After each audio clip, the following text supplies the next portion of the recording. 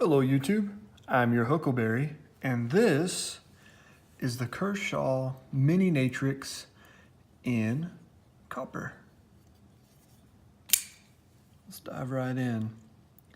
So we're looking at a 6.5 inch overall length with a 2.75 inch blade, and it comes with a 0.11 inch blade thickness.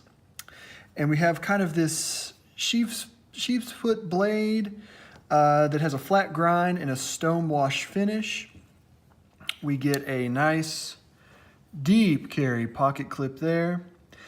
And it is a subframe lock. And so that's going to be a stainless steel subframe lock there. All right, and let's see how much this guy weighs. Get the old handy dandy AccuWeight scale here. And we're looking at about 3.3 ounces. So not bad at all. A little chunky for the size, but you know, it's copper. And copper's gonna be a little bit heavy. Let's look at some size comparisons here. Here it is against the Kaiser Mini Therium. So as you can see in just kind of overall size, it's very similar. The Mini Therium is going to have a slightly longer blade and definitely a taller blade, but overall size, as far as handles and everything else go, pretty similar. Pretty similar there. Here it is against something I just got in that I'll be reviewing before long.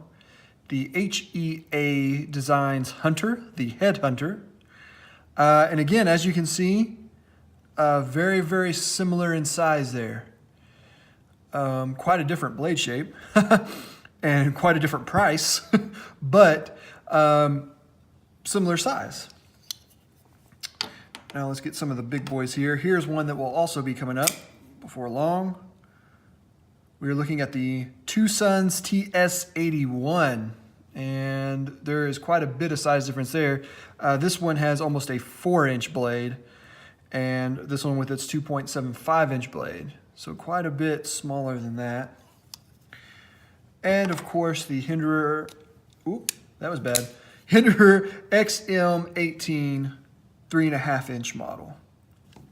And so there again, you're looking quite a bit bigger, But this guy is made in China. As you can see right there, China made. It does have D2 blade steel, which is pretty nice because it comes in at around $60. And so you're getting something that we'll just kind of get into the pros and cons here. You're getting into something that's pretty unique with a decent blade steel for around $60. And so that's something that I really like. You don't see just a ton of copper knives out there, and what will make it even more unique is that this is raw copper, and so it's going to patina over time and kind of make it even more unique to you, to your hand. This is going to be your Mini Natrix with these copper scales, because they will all, of course, patina differently depending on where you live and how you use it, how much you use it, and just even the oils on your hands. It will patina differently. So that's cool. I do like that it is right hand or left hand. So you can flip that clip around right there, which is always nice. I do like the clip. It is a deep carry. I mean, it is a deep carry pocket clip. I mean, that clip it protrudes a little bit over the end of the scales here.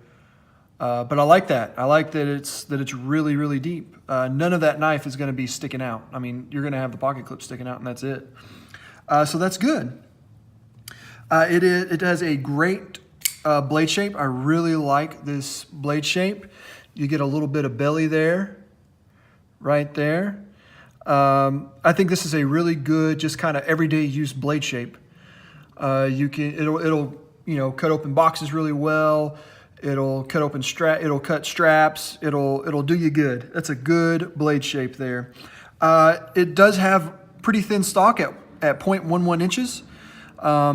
And so it's pretty slicey. It's got a nice flat grind with it. And so it's slicey. It's a good little slicer, decent little slicer there. So that's nice. It's easy to carry. It's 3.3 ounces. And so that's nothing too heavy. It's pretty easy to carry. It's nicely chamfered, no sharp edges here. Feels good in hand, no real hot spots. That clip doesn't cause it might for some people, it doesn't for me. I got pretty big meaty paws. I wear a size XL glove. And so that doesn't bother me, but I could see where that might be a hot spot for some people because that clip does stick out right there pretty prominently. But it doesn't bother me, so I can't really speak to that. But I can see where it might bother other people. It does have good jimping there on the flipper tab, which really helps because this is a small flipper tab. That's a pretty small flipper tab. But with the jimping there, it really helps get a good purchase on that and doesn't cause any issues. It does have decent jimping there also on the blade. Not too sharp, but just enough to really grab your thumb and allow you to bear down a little bit on it. Which is nice. It was easy to disassemble, which is good. As we'll get into in the cons here in a minute, it was good that it was easy to disassemble, but it was easy to disassemble. Standard Torx bits there will work. I do like the unique pivot. I like that unique pivot. I like it because it's unique without being proprietary. And so you do have a standard Torx bit there, but it's not just a Torx pivot. It's unique.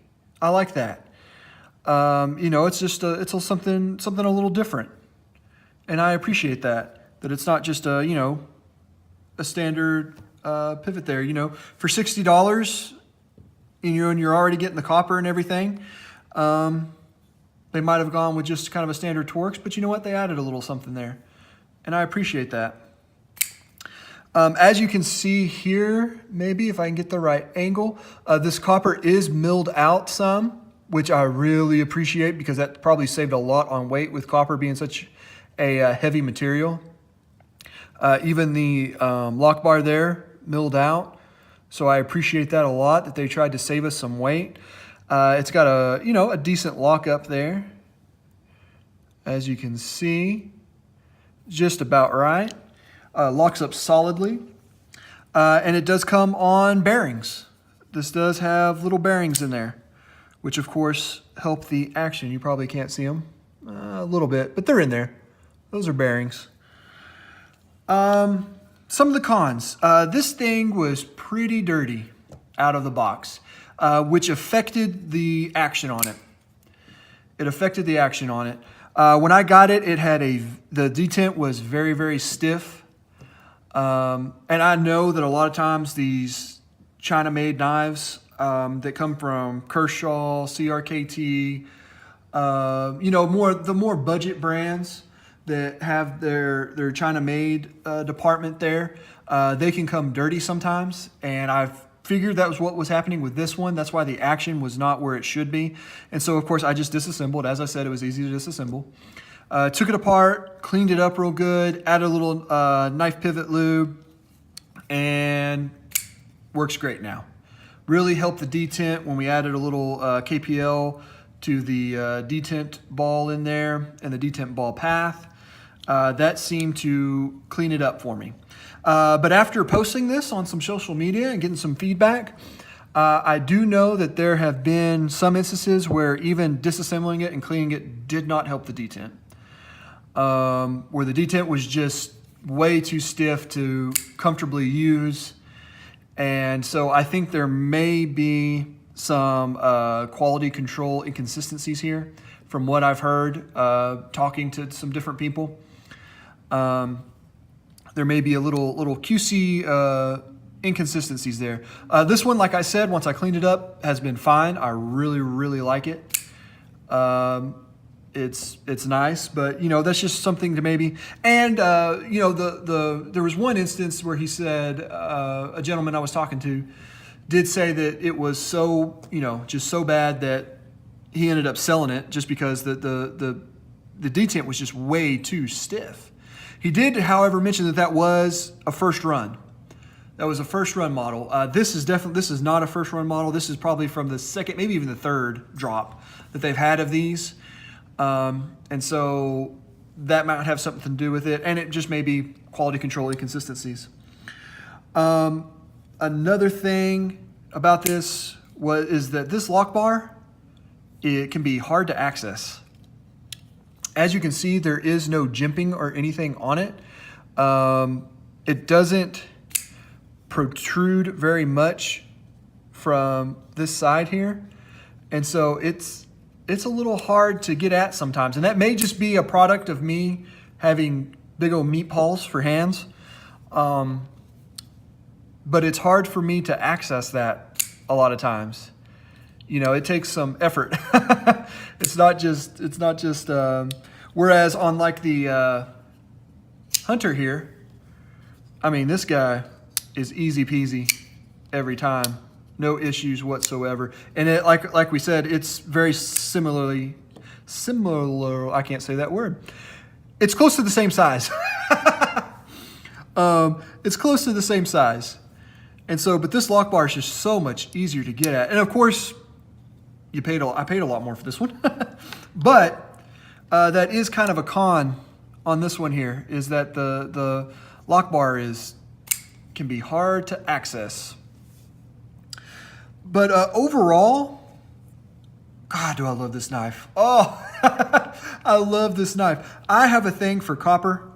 I like copper things. I love the way it patinas. I love the way it looks over time. I like how it becomes unique to you after you handle copper items for so long, copper pry bars, copper lighters, copper coins. I collect copper things. I like copper.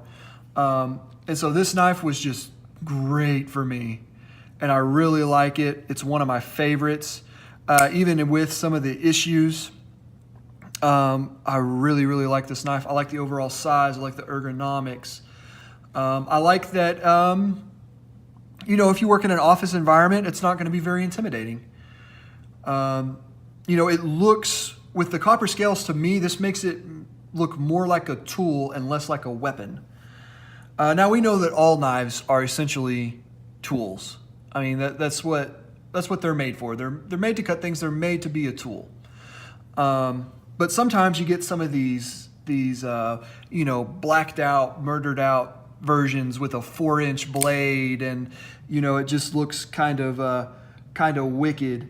It looks more like a weapon. Well, even the Tucson's here, with just the blade shape and the way that it looks, this looks more like a weapon and less like a tool, whereas this one, to me, in my opinion anyway, looks more like a tool. Especially with the copper scales and the way that it patinas and everything else, because, I think people are used to seeing tools with some use and some age on them and, some patina. And so I think that helps it as well. And so I really, really like the copper scale. See right there, I had trouble accessing the lock bar, but I really like these copper scales.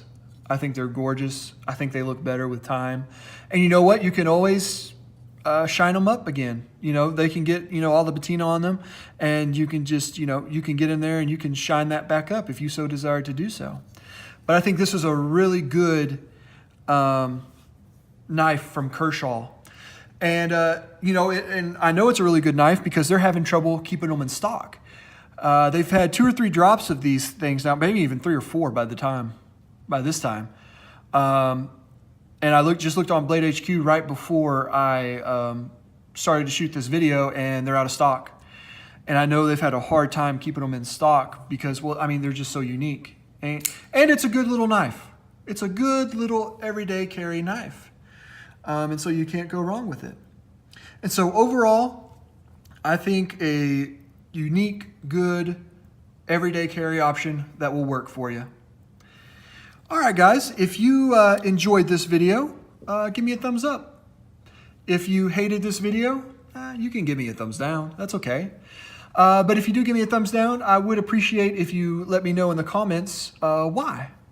What did you not enjoy about this video? What can I do better? How can I get better? because I do want to improve. And so just let me know what you didn't like about this video. Maybe you just didn't like the knife, and that's fine too. That's all right. But if you have any questions or anything like that, go ahead and leave me comments about that as well. I will read every one of those and get back to you. And whether you loved it or hated it, please subscribe, because I'll have a lot more content coming out here in the near future. And I don't want you to miss it. Let's engage. Let's talk. Let's talk about knives. And I will have other gear coming up on the channel as well before long. And so go ahead and subscribe. Okay. All right, guys. That's going to do it for this one. Here's one last look at this beauty. Let's give it a little slow look there. Going across. And coming back. You can see the back side.